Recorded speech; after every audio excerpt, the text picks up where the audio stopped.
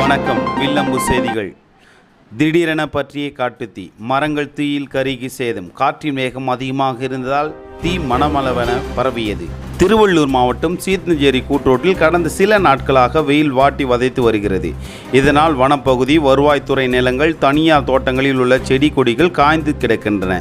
இந்நிலையில் சீத்தஞ்சேரி கூட்ரோட்டில் அருகிலுள்ள வனப்பகுதியில் வருவாய்த்துறை நிலங்கள் இன்று மதியம் 1 மணி அளவில் திடீரென காட்டுத்தீ பற்றி எரிந்தது. காற்றின் வேகம் அதிகமாக இருந்தால் தீ மணமளவென பரவியது.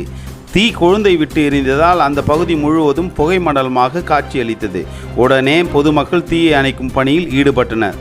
தொடர்ந்து தீ எரிந்து வருவதால் தீயை கட்டுப்படுத்த முடியாமல் பொதுமக்கள் திணறினர். இந்த சம்பவம் குறித்து தீயணைப்பு துறையினருக்கு தகவல் கொடுக்கப்பட்டது. தகவல் அறிந்து விரைந்து வந்த தீயணைப்பு துறையினர் 2 மணி நேர போராட்டத்துக்கு பிறகு தீயை கட்டுப்பாட்டுக்குள் கொண்டு வந்தன. இந்நிலையில் சீத்தஞ்சேரி சாலையில் ஏற்பட்ட இந்த தீ விபத்தினால் கச்சூர், அம்மம்பாக்கம், சீத்தஞ்சேரி சாலை கடும் போக்குவரத்து நெரிசல் ஏற்பட்டது. மேலும் திடீர் தீ விபத்தினால் சீத்தஞ்சேரி பகுதியில் சிறிது நேரத்துக்கு பரபரப்பு ஏற்பட்டது.